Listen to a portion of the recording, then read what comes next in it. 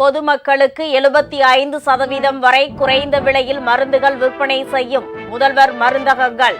தமிழ்நாட்டில் 1000 இடங்களில் திறந்து வைத்தார் முதலமைச்சர் ஸ்டாலின்.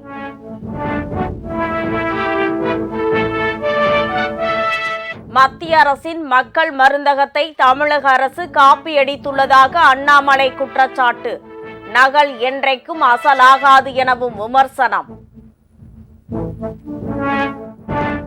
ஜெயலலிதாவின் 77வது பிறந்தநாள் விழா தமிழகம் முழுவதும் உற்சாக கொண்டாட்டம்.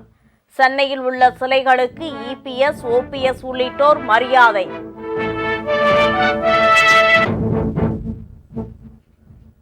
ஜெயலலிதாவின் போயஸ் தோட்ட இல்லத்திற்கு சென்று மரியாதை செலுத்தி நடிகர் ரஜினி. எல்லோர் மனதிலும் ஜெயலலிதாவின் நினைவு இருக்கும் என நெகிழ்ச்சி.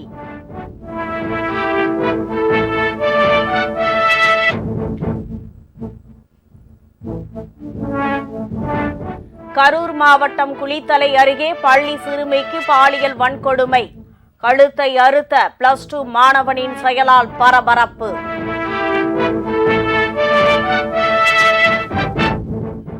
தமிழ்நாடு அரசு ஊழியர் மற்றும் ஆசிரியர் சங்கங்களுடன் அமைச்சர்கள் குழு பேச்சுவார்த்தை.